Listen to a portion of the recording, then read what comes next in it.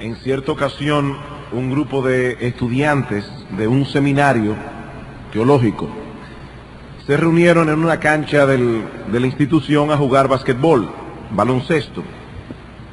Cuando terminaron el juego y se disponían a salir del gimnasio, se toparon con el conserje que estaba leyendo un libro. Uno de los estudiantes le preguntó: ¿qué estás leyendo? A lo que el conserje respondió: la Biblia. ¿Y qué parte de la Biblia? El Apocalipsis. El seminarista supuso que el pobre necesitaba ayuda con un libro tan difícil, así que volvió a preguntarle: ¿y tú entiendes lo que estás leyendo? Oh, sí, respondió el hombre. ¿Y qué es lo que significa?, preguntaron ellos. Que Jesús ganará, respondió él. Y a eso nosotros podemos añadir: y que todos nosotros compartiremos con él su victoria. Hermanos, esa es la enseñanza esencial del libro de Apocalipsis. La misma enseñanza del libro de Daniel, que hemos venido estudiando con algunas interrupciones como iglesia desde hace ya más de un año. Hay muchos detalles difíciles en estos dos libros de las Escrituras, pero el gran tema es la victoria final del reino de Dios sobre los reinos de este mundo. Al final de la historia quedará claramente evidenciado que la victoria es del Señor y de su pueblo. Y eso es precisamente lo que veremos hoy al comenzar a considerar el capítulo 12 de Daniel. Daniel, capítulo 12. Había sido mi intención concluir hoy el libro de Daniel, pero el Señor tenía otros planes. Como vimos la semana pasada, al concluir el estudio del capítulo 11, a Daniel se le dio a conocer en una visión que al final de los tiempos aparecerá en el escenario mundial un líder arbitrario, soberbio, insolente y cruel. Un hombre tan enamorado de sí mismo que procurará ser adorado como un dios y se opondrá con todas sus fuerzas a todo tipo de adoración religiosa. Este anticristo desatará contra la iglesia uno de los ataques más brutales que alguna vez hayan sufrido los cristianos en la historia. Pero como nunca es más oscura la noche que cuando está a punto de amanecer, así también este tiempo de dificultades marcará el principio del fin para las huestes del mal y para todo vestigio de pecado en el mundo. Ahora en el capítulo 12, Daniel nos amplía un poco más este cuadro de los tiempos del fin, presentándonos tres grandes cosas relacionadas con ese tiempo: una gran tribulación, una gran resurrección o una gran liberación y una gran revelación. Una gran tribulación, una gran liberación, una gran revelación. Veamos en primer lugar la gran tribulación. Versículo 1. En aquel tiempo se levantará Miguel, el gran príncipe que está de parte de los hijos de tu pueblo, y será tiempo de angustia, cual nunca fue desde que hubo gente hasta entonces, pero en aquel tiempo será libertado tu pueblo, todos los que se hallen escritos en el libro. Esta expresión "en aquel tiempo" hace referencia al versículo 40 del capítulo 11.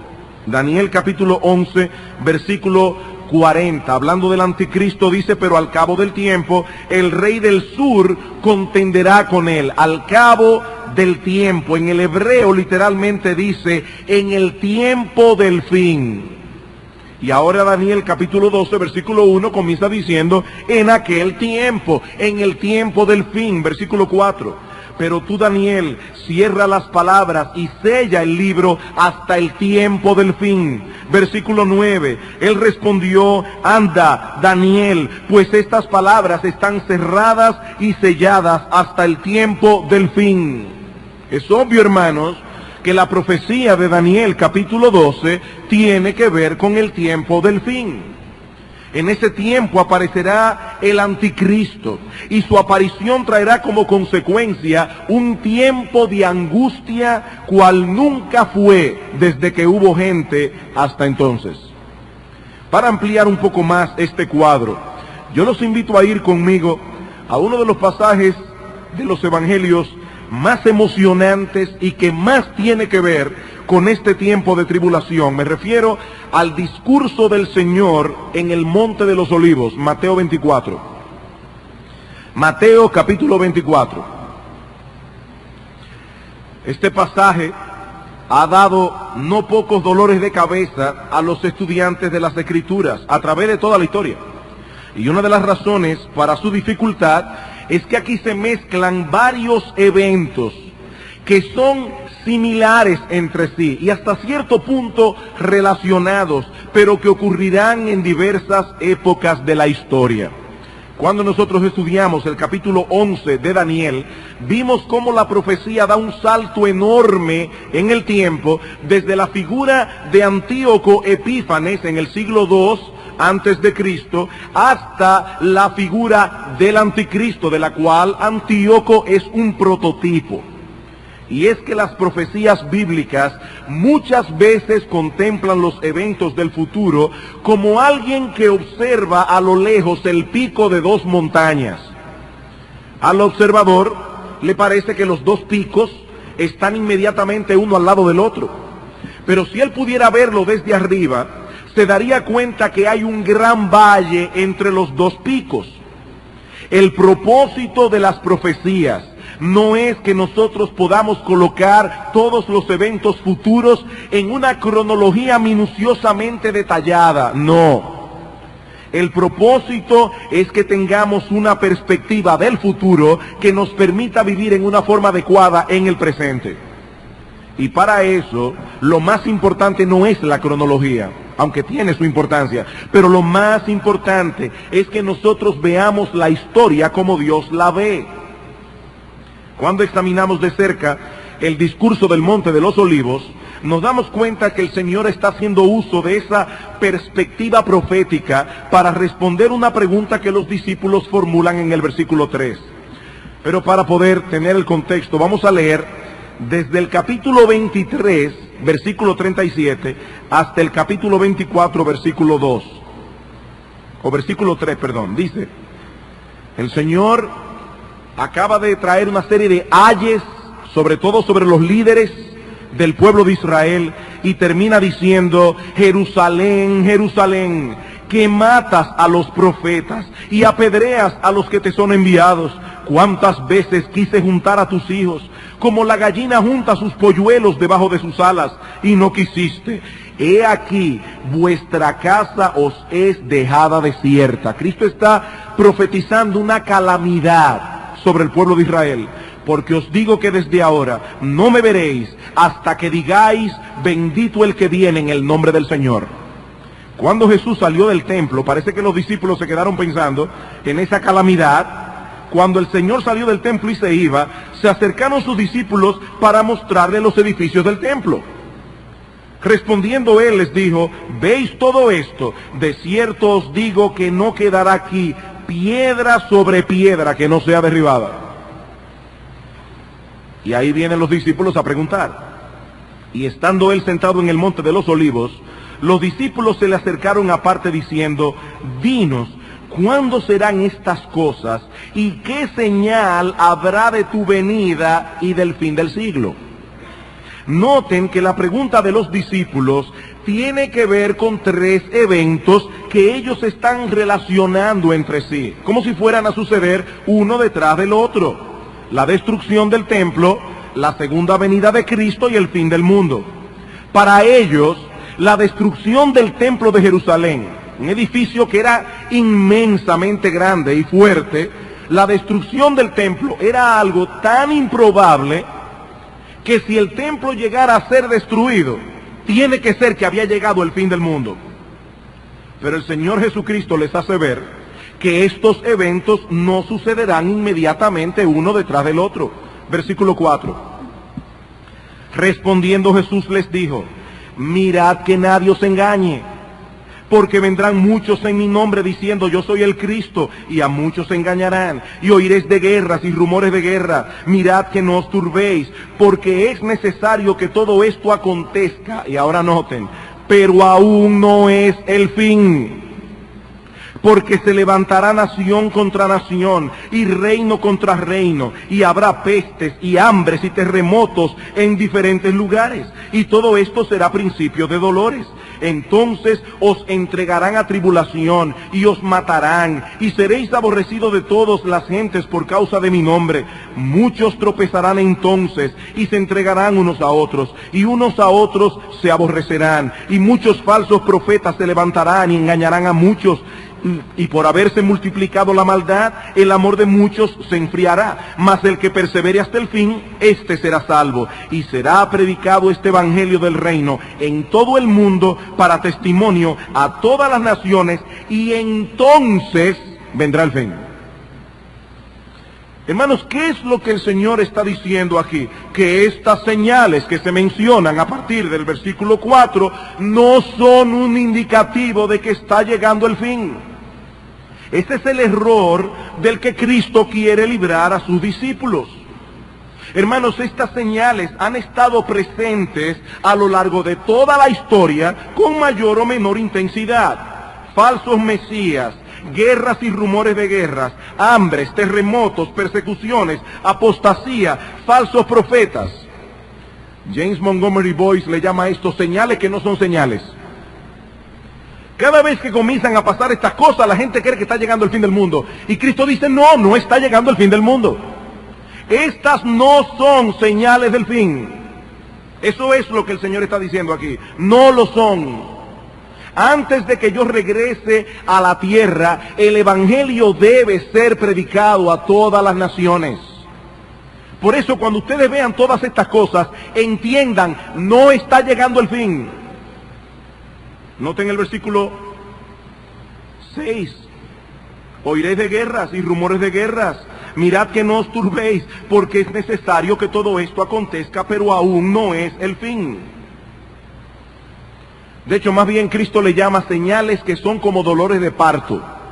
En el versículo 8 dice, y todo esto será principio de dolores. Y el texto está hablando de los dolores de parto. ¿Cómo son los dolores de parto? Bueno, a medida que se va acercando el tiempo en que la mujer va a dar a luz, se hacen más frecuentes y más intensos. Lo que el Señor está diciendo es, estas señales, pestes, hambre, terremotos, guerras, rumores de guerra, van a estar presentes en todas las edades. Ahora bien, cuando esté llegando el fin, entonces esas señales se harán cada vez más frecuentes, se harán cada vez más intensas. Habiendo aclarado esto, ahora el Señor va a responder la pregunta que los discípulos hicieron sobre la destrucción del templo. Y dice en el versículo 15, por tanto, vean la conexión, por tanto, como la destrucción del templo no coincide con el fin del mundo, por tanto, cuando veáis en el lugar santo la abominación desoladora de que habló el profeta Daniel, el que lee, entienda, no piensen que está llegando el fin y que se pueden quedar confiados en Jerusalén esperando mi venida. No, los que estén en Judea huyan a los montes. Porque los discípulos podían pensar, si Cristo no le hubiera dado esa advertencia, cuando vieran a los romanos destruyendo el templo, ellos pensarían, ya llegó el fin del mundo. Vamos a esperar aquí, sentados tranquilos, que los romanos no nos van a hacer nada, porque Cristo va a volver por segunda vez. Dice Cristo, no es el tiempo del fin. Huyan a los montes.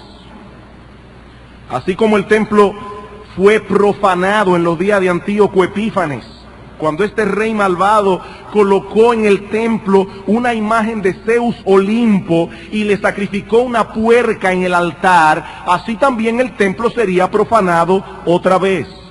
Esta profecía se cumplió, como muchos de ustedes saben, en el año 70 después de Cristo, cuando las legiones romanas comandadas por Tito sitiaron a Jerusalén teniendo el estandarte de César, la cual colocaron en el templo un hombre al que ellos adoraban como a Dios.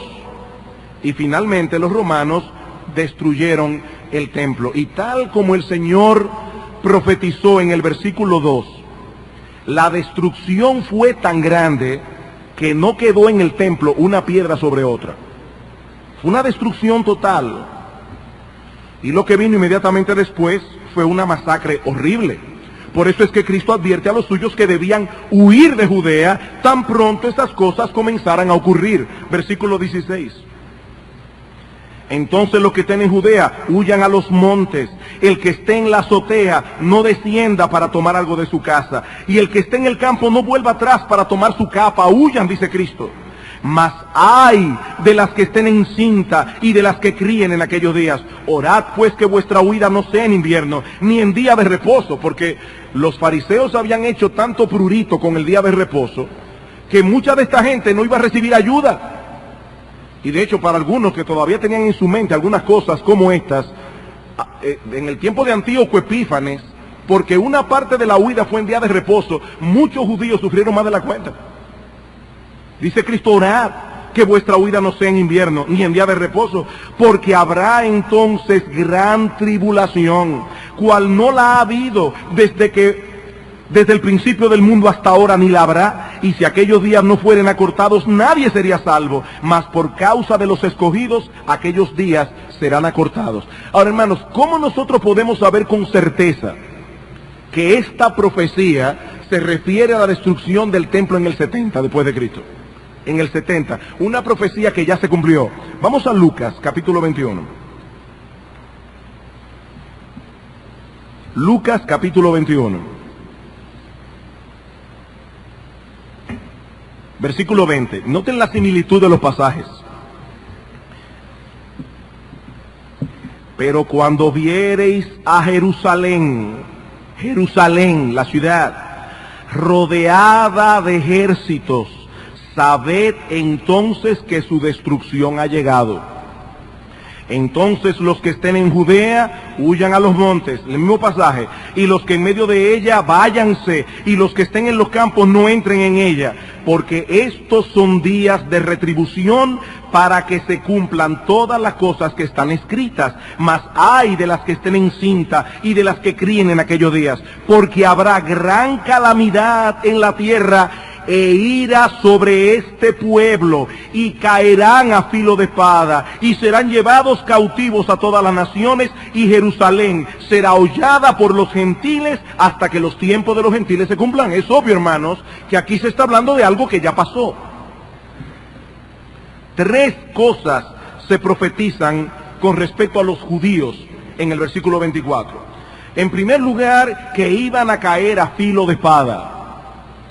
En su obra Guerra de los Judíos, el historiador Flavio Josefo, que fue por cierto un testigo presencial de estos hechos, nos dice que el asedio de Tito comenzó en abril del año 70 después de Cristo. Era el tiempo de la Pascua y Jerusalén estaba llena de peregrinos. El asedio duró unos 5 meses y finalmente los romanos atacaron la ciudad. De acuerdo con Josefo, el número total de prisioneros fue de 97,000 y el número de muertos 1,100,000. Y es muy probable, sobre todo porque ya conocemos un poco de Josefo, que las cifras estén un poco abultadas. Pero independientemente de eso, hermanos, la masacre que ocurrió allí fue enorme, fue horrible, tal como Cristo profetizó. Fue una gran calamidad para el pueblo de Israel, fue una gran tribulación, cual ellos nunca la habían tenido hasta entonces, nunca, ni en el tiempo de Hitler. Fue algo horrible. En segundo lugar, Cristo profetiza que los judíos serían llevados cautivos a todas las naciones. ¿Se cumplió esa profecía? Sí, se cumplió. Y en tercer lugar, que Jerusalén sería hollada por los gentiles hasta que los tiempos de los gentiles se cumplan. En el año 132 después de Cristo, los romanos expulsaron definitivamente a todos los judíos de Jerusalén. No quedó ni uno. Por un tiempo ni siquiera se les permitía visitar la ciudad, que de paso fue bautizada otra vez, fue rebautizada con el nombre de Aelia Capitolina, dejó de llamarse Jerusalén, y por primera vez a la tierra de Israel se le llamó Palestina, que significa tierra de los filisteos. En el 637 después de Cristo, los musulmanes conquistaron las localidades situadas en la franja costera y se inicia una época en la que Palestina cambia de manos varias veces, hasta que en el 1516 pasa a formar parte del Imperio Otomano. Y así fue hasta que se desató la Primera Guerra Mundial. En el año 1917, el general inglés Allenby entra a Jerusalén. En diciembre de ese año, del 1917, los ingleses toman la tierra de Palestina, teniendo ya una agenda en la mano, la de establecer allí el hogar nacional de los judíos, que habían comenzado a emigrar otra vez a la tierra de Palestina desde el año 1880 o algo así, no recuerdo bien la fecha. Finalmente, el 14 de mayo del año 1948, la tierra de Palestina vuelve a ser un estado judío independiente. Sin embargo, como bien señala Hendrickson en su comentario, a pesar de lo ocurrido en el 48, Israel sigue siendo una tierra hollada por los gentiles. La mayoría de los judíos, se calcula que 5-1 más o menos, viven fuera de Israel, y Palestina sigue y seguirá siendo una manzana de discordia hasta que Cristo vuelva. Esa tierra sigue estando hollada por los gentiles. Ahora, el punto es, hermanos, que la tribulación que sufrieron los judíos en la caída de Jerusalén en el 70 es un prototipo de la gran tribulación que sufrirán los cristianos a mano del anticristo. Por eso es que así como la profecía de la abominación desoladora se aplicó a Antíoco y se aplicó también a Tito, la misma profecía, en este caso, la profecía de que habrá una gran tribulación se aplicó en el 70 y se aplicará otra vez en los tiempos del anticristo. Solo que con una gran diferencia. La del 70 fue localizada, la del anticristo será mundial. Mundial. Una gran tribulación a nivel mundial. Segunda Tesalonicenses, capítulo 2.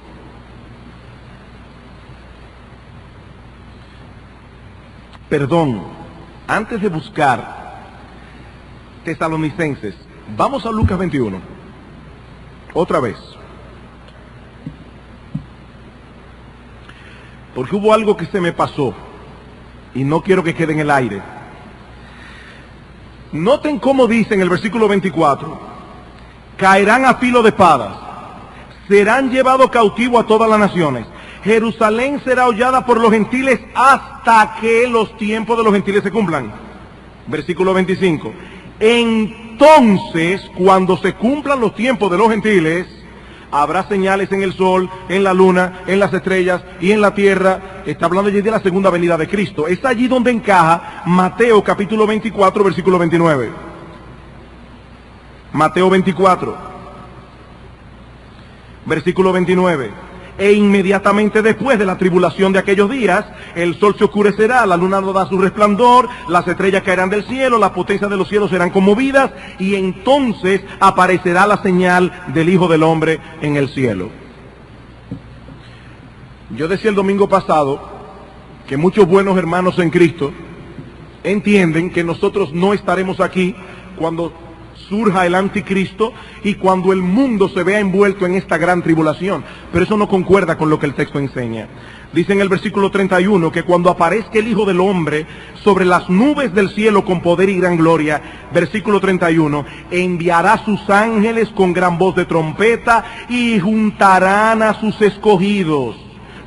Allí es que ocurre el arrebatamiento de la iglesia. Antes de la destrucción total que va a haber en la tierra cuando Cristo vuelva, el Señor entonces sacará a los suyos de aquí, en ese momento. Juntará a sus escogidos de los cuatro vientos de un extremo del cielo hasta el otro. Y eso concuerda perfectamente con lo que Pablo enseña, ahora sí, en 2 Tesalónica, capítulo 2. 2 Tesalónica, capítulo 2. Versículos 1 al 4. Pero con respecto a la venida de nuestro Señor Jesucristo y nuestra reunión con Él, os rogamos, hermanos, que no os dejéis mover fácilmente de vuestro modo de pensar, ni os conturbéis ni por espíritu, ni por palabra, ni por carta como si fuera nuestra, en el sentido de que el día del Señor está cerca. ¿Qué le dice Cristo a los discípulos? Cuando le digan, allí está el Cristo, no lo creáis, no es el tiempo del fin. Los hermanos de Tesalónica estaban pasando persecución. Y algunos de ellos estaban interpretando la persecución como que ya estaba llegando el fin. Y Pablo dice, no. Nadie os engañe en ninguna manera, porque ese día, el día del Señor y nuestra reunión con Él, el arrebatamiento de la iglesia, eso no vendrá sin que antes venga la apostasía y se manifieste el hombre de pecado, el hijo de perdición, el cual se opone y se levanta contra todo lo que se llama Dios o es objeto de culto, tanto que se siente en el templo de Dios como Dios, haciéndose pasar por Dios. Pablo dice, eso no ocurrirá hasta que eso venga, la apostasía y el hombre de pecado. Algunos hermanos usan Apocalipsis capítulo 3, versículo 10, como una prueba de que los cristianos no estarán aquí en ese tiempo de tribulación. Apocalipsis capítulo 3, versículo 10. Que por cierto, habría primero que ver si ese texto está hablando de esa tribulación. Es lo primero, porque es una promesa a una iglesia que existió en Asia Menor, que era la iglesia de Filadelfia. Pero vamos a suponer que ese texto se refiere a la gran tribulación. Dice, por cuanto has guardado la palabra de mi paciencia, yo también te guardaré de la hora de la prueba que ha de venir sobre el mundo entero para probar a los que moran sobre la tierra. Estos hermanos dicen, ¿qué es esa hora de la prueba? La gran tribulación. ¿Cuál es la promesa de Cristo? Yo te guardaré de la hora de la prueba. Eso significa que el rapto de la iglesia, el arrebatamiento, ocurrirá antes de la tribulación y los cristianos serán guardados. El problema es que la expresión que usa el Señor aquí en griego, tereo ek, te guardaré de, es exactamente la misma que el mismo Señor usa en Juan capítulo 17. Vamos allí por un momento. Juan 17. Este texto no enseña que los creyentes serán excluidos de este tiempo de prueba, sino que serán guardados durante la prueba. Eso es lo que significa el texto. Juan capítulo 17, la oración intercesora del Señor, versículo 15. El Señor dice al Padre, yo no ruego que los quites del mundo, sino que los guardes del mal. La misma expresión que usa en Apocalipsis. ¿Y qué está diciendo el Señor? Padre, yo no te pido que tú quites a mis discípulos del mundo. Yo te pido que estando ellos en el mundo, tú los guardes del mal. Y dentro de un momento vamos a ver a qué se refiere eso. Que los guardes del mal. No es que los saques de la tribulación, es que los guardes en la tribulación. Aunque Juan 17:15 no está hablando de la tribulación, él está hablando simplemente de que nosotros en el mundo vamos a tener problemas. Y Cristo no quiere sacarnos del problema, sino que seamos guardados en medio de las dificultades. Resumiendo, lo que hemos visto hasta aquí es que estos textos enseñan que previo a la venida de nuestro Señor Jesucristo surgirá un líder mundial, el cual desatará una fiera persecución contra el pueblo de Dios y producirá en el mundo un tiempo de angustia sin precedentes. ¿Cuánto tiempo durará este periodo de tribulación? ¿7 años? ¿3 años y medio? Hermanos, no lo sabemos. No lo sabemos. Nosotros no sabemos cuánto va a durar esa tribulación. Ahora, lo que sí sabemos es que de alguna manera el Señor protegerá a los suyos en ese tiempo. Y eso nos lleva a nuestro segundo encabezado, una gran liberación. Daniel capítulo 12 otra vez. Daniel capítulo 12, versículo 1. En aquel tiempo se levantará Miguel, el gran príncipe que está de parte de los hijos de tu pueblo, y será tiempo de angustia, cual nunca fue desde que hubo gente hasta entonces. Pero en aquel tiempo será libertado tu pueblo, todos los que se hallen escritos en el libro. Cuando nosotros estudiamos el capítulo 10 de Daniel, vimos que allí se menciona a Miguel como un ángel de alto rango en el mundo angelical, designado por Dios de manera particular para la defensa de su pueblo.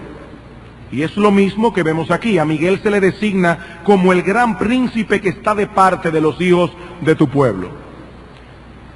Ahora eso levanta dos preguntas. En primer lugar, ¿de qué pueblo es que se está hablando en el texto? ¿Únicamente de los judíos? Segunda pregunta, ¿en qué consiste esa protección o liberación que menciona el texto? Porque en otros lugares se nos revela que muchos creyentes morirán en los días del anticristo. En cuanto a la primera pregunta, es obvio, hermanos, que al mencionar el pueblo de Daniel, se está mencionando a los judíos, porque Daniel era judío. Pero cuando nosotros vamos al Nuevo Testamento, vemos que esa palabra judío no designa únicamente a los descendientes físicos de Abraham. Romanos capítulo 2.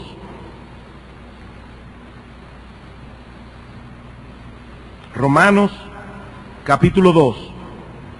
Nuestros queridos hermanos dispensacionalistas nos dicen que nosotros alegorizamos el texto bíblico porque utilizamos la palabra Israel para designar a la iglesia.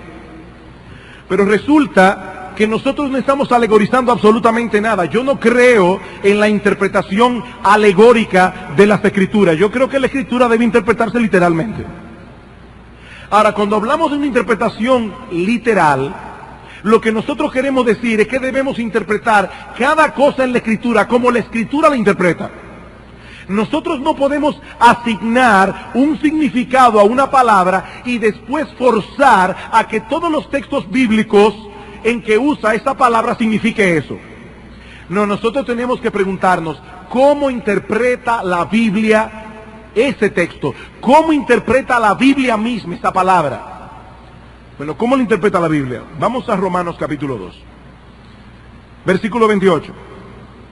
Pues no es judío el que lo es exteriormente, ni es la circuncisión la que se hace exteriormente en la carne, sino que es judío el que lo es en lo interior, y la circuncisión es la del corazón, en espíritu, no en letra, la alabanza del cual no viene de los hombres, sino de Dios.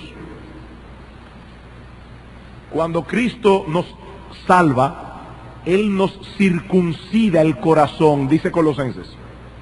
Así que, hermanos, todos nosotros somos circuncidados. Y por lo tanto, todos nosotros somos judíos, espiritualmente. Eso es lo que Pablo está diciendo allí. Romanos capítulo 4. Versículo 9. Luego de mencionar un salmo que dice, bienaventurado el varón a quien el Señor perdona sus pecados. Ahora noten la pregunta de Pablo. Parece que Pablo no era dispensacionalista. Dice él, ¿es pues esta bienaventuranza solamente para los de la circuncisión? Es decir, ¿solamente para los judíos?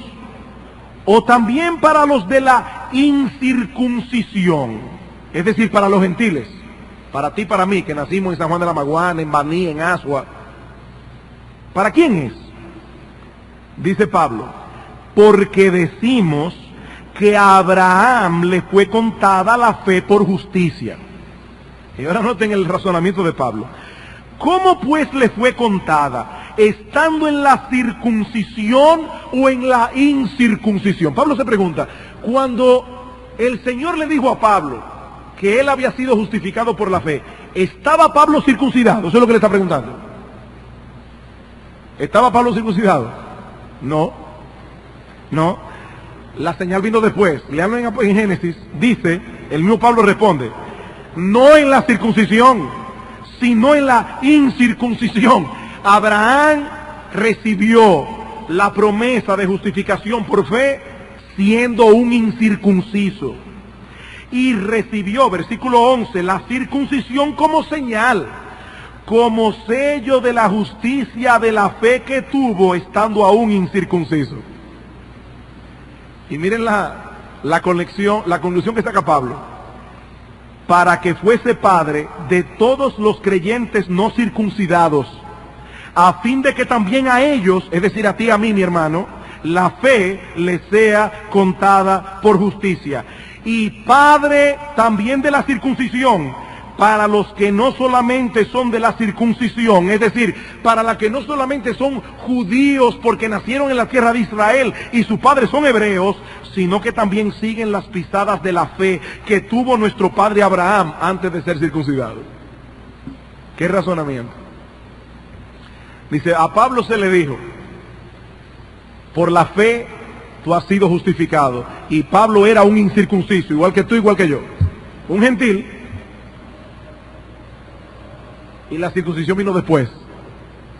Y dice Pablo, ¿saben por qué Dios hizo eso así? Para que él fuera padre de todos los creyentes, circuncidados o no. Para que no hubiera separación. Para que no hubiera separación. Dios tiene un solo pueblo, hermanos, no dos, uno solo, el pueblo de Dios.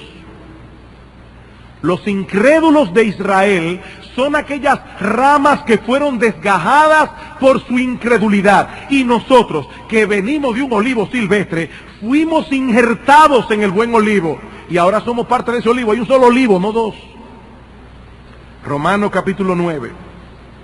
Hermano, yo quiero dejar este punto bien claro, para que no nos acusen de estar alegorizando. No. Yo no creo en la interpretación alegórica. Ahora, yo sí creo que la Biblia se interpreta ella misma. Eso sí yo lo creo. Romanos capítulo 9, versículo 6.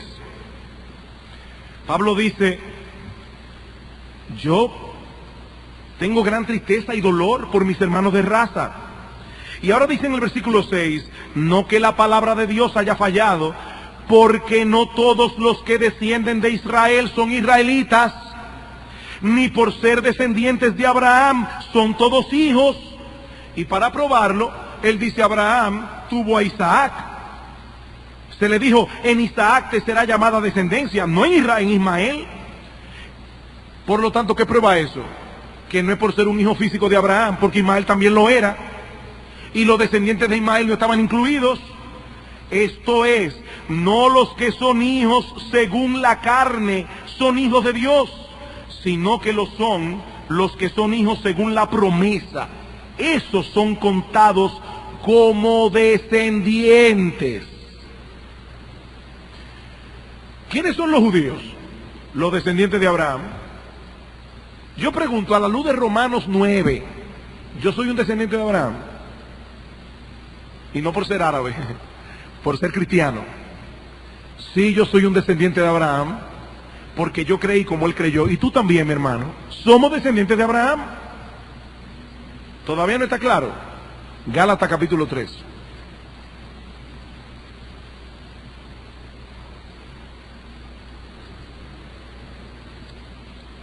Quiero decir, hermanos, que yo amo a mis hermanos dispensacionalistas, y por muchos de ellos tengo un gran respeto.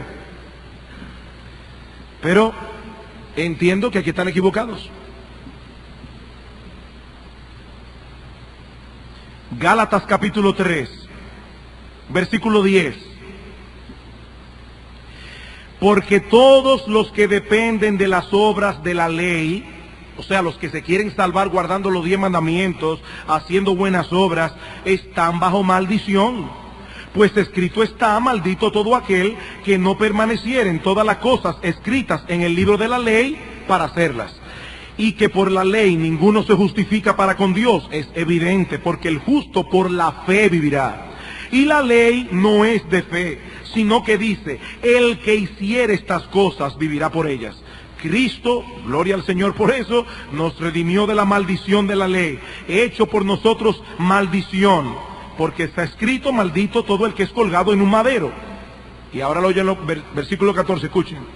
Para que en Cristo Jesús, Él hizo eso, para que en Cristo Jesús la bendición de Abraham alcanzase a los gentiles, a fin de que por la fe recibiésemos la promesa del Espíritu. Cristo nos redimió de la maldición de la ley para que nosotros seamos benditos en Abraham. ¿Qué implica eso? Versículo 27. Eso implica que todos los que habéis sido bautizados en Cristo, de Cristo estáis revestidos. Ya no hay judío ni griego, no hay esclavo ni libre, no hay varón ni mujer, porque todos vosotros sois uno en Cristo Jesús. Ya no hay judío ni gentiles, todos somos uno en Cristo. Ahora, hermanos, ¿quién era Cristo? En relación a Abraham, él era el gran descendiente de Abraham. Noten unos versículos anteriores, el versículo 16 del capítulo 3 de Gálatas. Dice allí Pablo: ahora bien, a Abraham fueron hechas las promesas y a su simiente, en singular. Se le hizo una promesa a Abraham y a su simiente. Y Pablo aclara, no dice y a las simientes como si hablase de muchos, sino como de uno, y a tu simiente, la cual es Cristo. ¿Qué dice Pablo que pasa con aquel que ha sido bautizado en Cristo Jesús? Que de Cristo está revestido. Ya tú y yo estamos en Cristo. ¿Cuál es la conclusión? Versículo 29.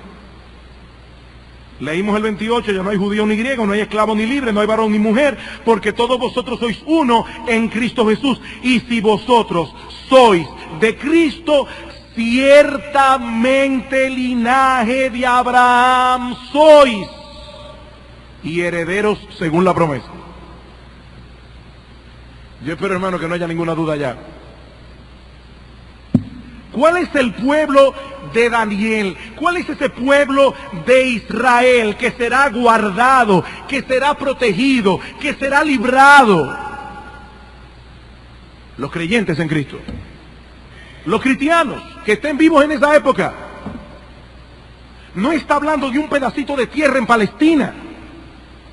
Está hablando del pueblo de Dios. Y el pueblo de Dios es la iglesia de Jesucristo. Ellos son los descendientes de Abraham por la fe. Por eso cuando en Daniel 12:1, volvamos al texto otra vez, se promete liberación, el texto dice al final: en aquel tiempo será libertado tu pueblo, y aclara, todos los que se hallen escritos en el libro. Y esa es una expresión que se usa en la Escritura para hablar de los que son salvos en el libro de la vida. ¿Recuerdan ustedes cuando los discípulos llegaron muy emocionados a decirle al Señor: hasta los demonios se nos sujetan en tu nombre? En Lucas capítulo 10, versículo 20, el Señor dice: no se regocijen de que los demonios se sujetan en vuestro nombre, regocíjense de que vuestro nombre esté escrito en el libro en los cielos, se hayan escrito en los cielos. Este es el libro de los salvos, no de los judíos, de los salvos, sean judíos o no, judíos o no. ¿Y qué clase de liberación es la que se promete aquí a los creyentes? Esa es la otra pregunta.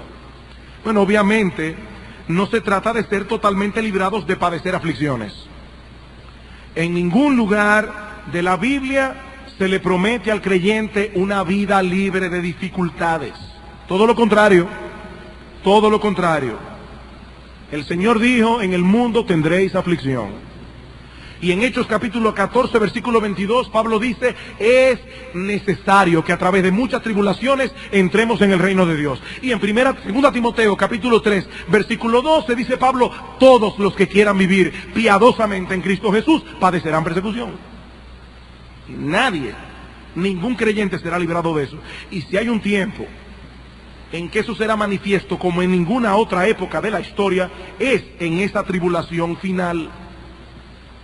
Ahora hay tres maneras en que el Señor librará a su pueblo en esos días.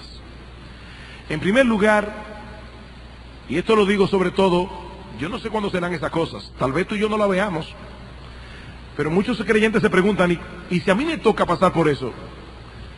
¿Yo sería capaz de mantener firme mi fe en Cristo?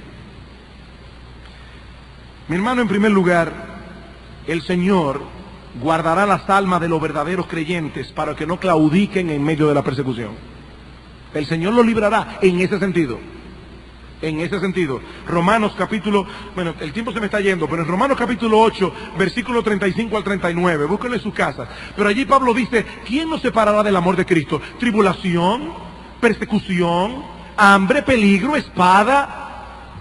Dice Pablo, no. Antes, en todas esas cosas, somos más que vencedores por medio de aquel que nos amó. Pablo no está diciendo allí, no se preocupen, que ustedes nunca van a pasar peligro, espada. No. Él está diciendo, sí van a pasar esas cosas. Pero en todas esas cosas somos más que vencedores. Por medio de aquel que nos amó. En segundo lugar, el Señor restringirá al anticristo para que no lleve a cabo sus propósitos de exterminar completamente a la iglesia. El Señor prometió que su iglesia habría de perdurar en el mundo hasta el fin de los siglos. Es por eso que, a pesar de todas las persecuciones que se han desatado contra la iglesia a través de toda la historia, todavía estamos en pie. Y han sido muchas las veces que han sonado las campanas para hablar de la muerte del cristianismo, solo que el cadáver nunca apareció. Aquí estamos todavía en el 2003 predicando la palabra de Dios. Por eso cuando el anticristo se proponga exterminar a la iglesia por completo, antes de que eso ocurra, el Señor lo exterminará a él. Y en tercer lugar, aún los que tengan que pagar con sus vidas en la gran tribulación, serán finalmente liberados. ¿Por qué? Porque sus almas irán de inmediato a la presencia del Señor y a su debido tiempo ellos se levantarán de los muertos. Versículo 2. Y muchos de los que duermen en el polvo de la tierra serán despertados, unos para vida eterna y otros para vergüenza y confusión perpetua. Este es el texto que más claramente habla de la resurrección en el Antiguo Testamento. Y noten que hace una referencia a resurrección de justos y de injustos. Dice, serán despertados, uno para vida eterna, otros para vergüenza y confusión perpetua. Ahora, el foco primordial del texto son precisamente aquellos que mueran en el tiempo del anticristo. Ese es el foco de la profecía. Por eso es que dice, muchos de los que duermen en el polvo serán despertados. Porque muchos quedarán vivos hasta la venida del Señor, pero muchos morirán y esos muchos resucitarán. La bendición de los mártires de la fe en ese tiempo no será menor que la de aquellos que estén vivos cuando Cristo vuelva. Serán despertados. Y no hay varias resurrecciones, hay una sola. En Juan capítulo 5, versículos 28 y 29 dice Cristo, no os maravilléis de esto, porque vendrá hora cuando todos los que están en los sepulcros oirán su voz, todos en la misma hora. Unos saldrán a resurrección de vida, dice el Señor, otros a resurrección de condenación, en el mismo momento. Amigo mío, la Biblia no enseña en ningún lugar que el alma se destruye o que el alma duerme después de la muerte. No. Lo que duerme en el polvo y se descompone es el cuerpo, que algún día será levantado otra vez. Y ese día no será de bendición y alegría para todos, Los que murieron en sus pecados, los que rehusaron aceptar las buenas nuevas de salvación en Cristo, saldrán a una resurrección de vergüenza y confusión perpetua. Perpetua. Y mi amigo, así como todas las profecías bíblicas, o muchas profecías bíblicas se han cumplido ya, esta se cumplirá también. ¿Tú puedes creerlo? Todos los cuerpos muertos serán resucitados, pero no todos experimentarán el mismo destino.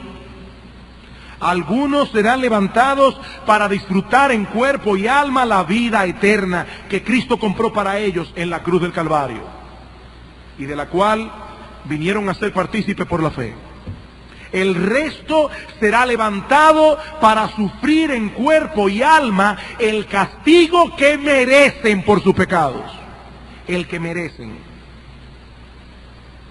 Ahora yo te pregunto, ¿cuál será tu destino en aquel día? El tuyo. ¿En cuál de los dos grupos vas a estar tú? Porque hay solo dos destinos, mi amigo, solo dos. Vida eterna, dice Daniel, vergüenza y confusión perpetua. El disfrute de la presencia de Dios por los siglos de los siglos, el terrible castigo de estar eternamente separados de esa presencia bendita. Solo dos. Y yo los invito luego a leer en su casa, pero no tengo el tiempo. Segunda a Tesalónica, capítulo 1, versículos 6 al 10. Dice que serán excluidos de la presencia del Señor y de la gloria de su poder por los siglos de los siglos. ¿Tú quieres tener una idea de cuán terrible es la condenación del infierno? Medita en esto, mi amigo. La segunda persona de la Trinidad se hizo hombre y luego murió en una cruz para rescatar a pecadores de ese castigo. Ahora yo te pregunto, ¿qué clase de castigo es ese que el Hijo de Dios estuvo dispuesto a llevar a cabo semejante sacrificio? ¿Qué castigo es ese? Vergüenza y confusión perpetua. Cristo dirá más adelante, el gusano de ellos no muere y el fuego nunca se apaga. ¿Saben lo que es el gusano? Muchos buenos comentaristas, y yo lo creo así, entienden que se refiere a la conciencia. Esa conciencia ahí, trabajando. Óyeme, yo estaba en la iglesia, sentado, y oía sermones y sermones y sermones, y oía como el pastor me llamaba a veces con lágrimas y me suplicaba que viniera al arrepentimiento. ¿Cuántas veces oí ese predicador? Y ahora estoy aquí sufriendo en esta llama eterna, el infierno, por los siglos de los siglos, porque no me quise arrepentir. Ese gusano no muere y el fuego nunca se apaga. Por los siglos de los siglos en oscuridad, por los siglos de los siglos con el diablo y sus ángeles, con los siglos de los siglos escuchando el grito de horror de los condenados, por los siglos de los siglos. Vergüenza y confusión perpetua. Nosotros podemos calibrar lo que eso significa. Por eso murió el Hijo de Dios. Miren si era algo tan serio que una de las tres personas de la Trinidad asumió una naturaleza humana y fue a la cruz. ¿Serio? ¿Serio? Pero esa es solo una cara de la moneda. El precio que Él pagó para salvar a los suyos también nos da una idea de la salvación que Él compró para ellos. Él derramó su vida y ahora nos concede por gracia el perdón de todos nuestros pecados. y el don de la vida eterna. Disfrutamos ahora de todos los beneficios presentes de la salvación, pero esperamos con expectativa gozosa el cumplimiento de todas las otras promesas. Versículo 3: los entendidos resplandecerán como el resplandor del firmamento, y los que enseñan la justicia a la multitud como las estrellas a perpetua eternidad. Oigan cómo le llama a los creyentes: los entendidos. Los entendidos. Aquellos que por fe aceptaron la oferta del Evangelio y ahora por la gracia de Dios se conducen en el mundo con sabiduría. Esos resplandecerán como el resplandor del firmamento. Hablando de esta misma era de la resurrección, dice el Señor en Mateo 13:43: entonces los justos resplandecerán como el sol en el reino de su Padre. ¿Qué promesa? Por eso es que Pablo dice en Romanos 8:18 que las aflicciones del tiempo presente no son comparables con la gloria que en nosotros será manifestada. Nosotros compartiremos la misma gloria de Cristo. Dice en Filipenses capítulo 3, versículo 20, que el cuerpo de la humillación nuestra será transformado en el cuerpo de la gloria suya, para que sea semejante al cuerpo de la gloria suya. Me llama la atención la característica que Daniel resalta de esos entendidos. Dice: los que enseñan la justicia a la multitud como las estrellas a perpetua eternidad. Y este texto se aplica de manera particular a los que en medio de la persecución, en medio de las dificultades, exhortan a otros a obedecer la palabra de Dios sin importar el costo. Así como en los días de Antíoco Epífanes, algunos judíos soportaron la presión y exhortaron a otros para que perseveraran en la fe, así será también en el tiempo del anticristo. Y esos serán como estrellas en el firmamento. Pero ese estímulo, que no puedo negar, hermanos, que me ha sido de mucho consuelo en estos días, ese estímulo se aplica también en sentido general a todos los que enseñan la justicia a la multitud. Vamos por un momento a Mateo capítulo 5. Hermano, yo le decía a los pastores antes de venir aquí, tengo temor con el tiempo. Y me dijeron, olvídate del tiempo. Yo tengo que terminar esto, hermanos. Mateo 5:17. No penséis que he venido para abrogar la ley o los profetas. No he venido para abrogar, sino para cumplir. Porque de cierto os digo, que hasta que pasen el cielo y la tierra, ni una jota, ni una tilde pasará de la ley, hasta que todo se haya cumplido. De manera que cualquiera que quebrante uno de estos mandamientos muy pequeños, y así enseñe a los hombres, muy pequeño será llamado en el reino de los cielos. Mas cualquiera que los haga y los enseñe, este será llamado grande en el reino de los cielos. La grandeza en el reino no se mide como la miden los hombres aquí. Allí no serán distinguidos los que tenían la mejor posición social, el mejor carro, la mejor casa, el mejor sueldo, la mejor ropa y la mejor figura. No. Allí serán distinguidos los que con sinceridad de corazón se dispusieron a obedecer los mandamientos de Dios, resumidos y condensados en el decálogo, y así enseñaban a los demás con sus palabras y con su ejemplo. Estos hombres y mujeres no tomaban en poco el primer mandamiento: amarás al Señor sobre todas las cosas. No tomaban a la ligera el segundo mandamiento, que nosotros debemos adorar a Dios como Él lo ha instituido. No tomaban el nombre de Dios en vano. No tomaban el día del Señor en vano.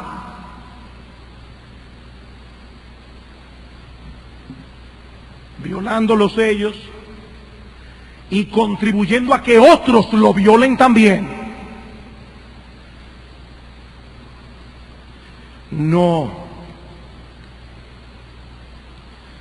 Estos hombres y mujeres que con su ejemplo y sus palabras exhortan a los demás a vivir una vida justa delante de Dios, a tener en alta estima sus 10 mandamientos, no 9, 10.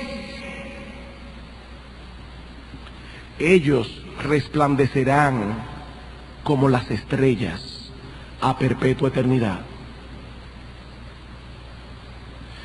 Y mira, mi hermano, no importa lo que piensen los demás, no importa lo que piensen los demás, lo que realmente importa es la opinión de Dios.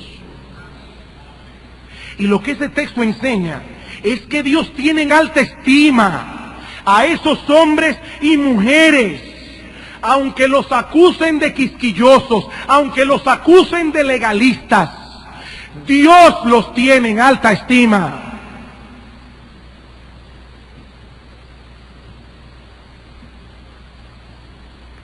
Y en aquel día resplandecerán como las estrellas del firmamento.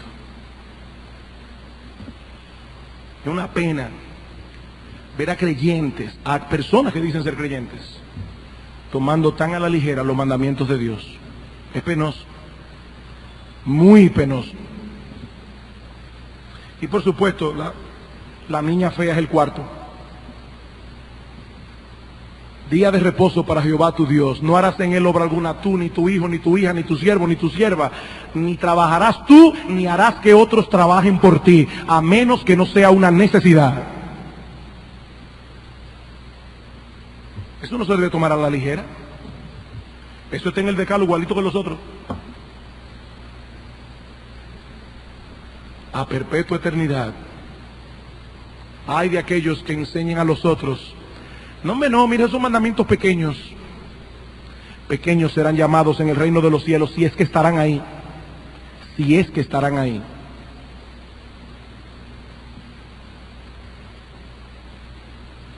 Versículo 4, y ya con esto termino. Una gran tribulación, una gran liberación, una gran revelación. Pero tú, Daniel, cierra las palabras y sella el libro hasta el tiempo del fin. Muchos correrán de aquí para allá y la ciencia se aumentará. Los persas tenían la costumbre de hacer una copia de los libros que debían ser preservados para la posteridad. Y los sellaban no para que nadie pudiera leerlos, sino todo lo contrario.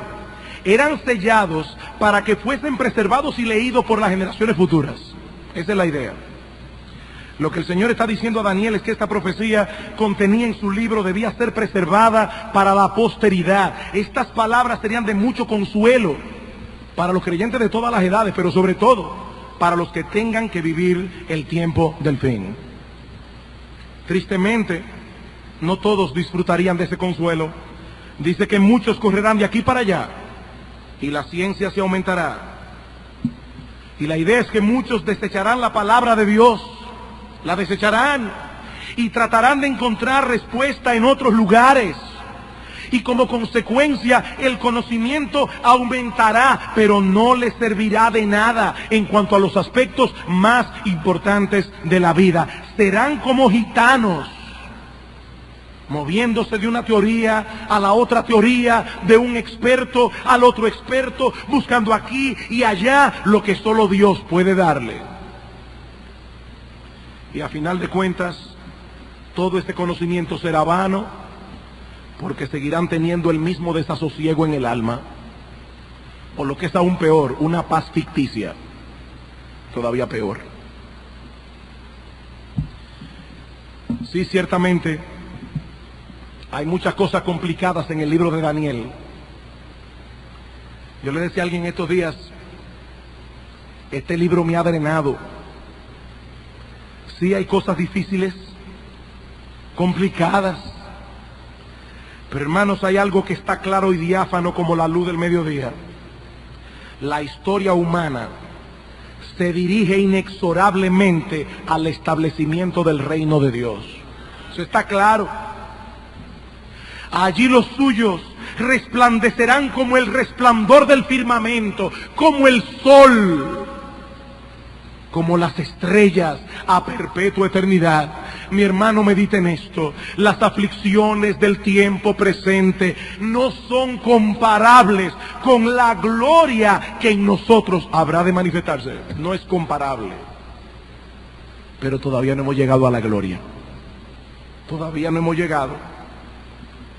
Pero sin duda, nos encaminamos hacia allá. Aún no se ha manifestado lo que hemos de ser. Cuando Él se manifieste, seremos semejantes a Él, porque le veremos tal y como Él es. Esa es nuestra esperanza, hermano. Y mi amigo, esa puede ser tu esperanza si tú pones hoy tu confianza en Jesucristo. Que Dios tenga misericordia. Vamos a orar.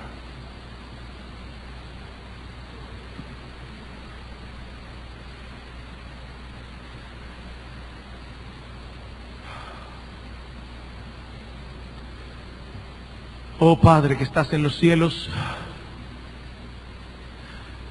gracias una vez más por tu palabra. Solo nos resta pedirte, aplícala con poder en nuestros corazones. Señor, ayúdanos a vivir teniendo delante de nosotros cada día esta esperanza gloriosa que nos aguarda al final del camino. Estos son días difíciles, Señor. Muchos de nuestros hermanos queridos están pasando por grandes dificultades, aflicciones económicas, aflicciones de salud. Señor, ayúdanos a levantar nuestros ojos y por encima de las nubes negras mirar la luz gloriosa de la faz de Jesucristo, sabiendo que algún día nosotros seremos como Él. Nos cansamos, Señor, en la lucha con el pecado. Nos cansamos, Señor, en la lucha con nuestras tentaciones cada día.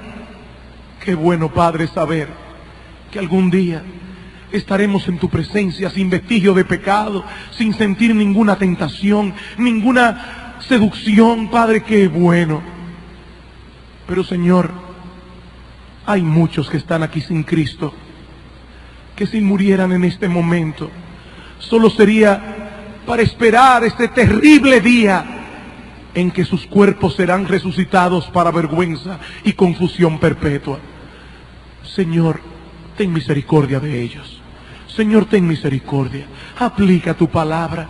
Sálvalos, Señor, porque te lo pedimos en el nombre de Cristo. Amén.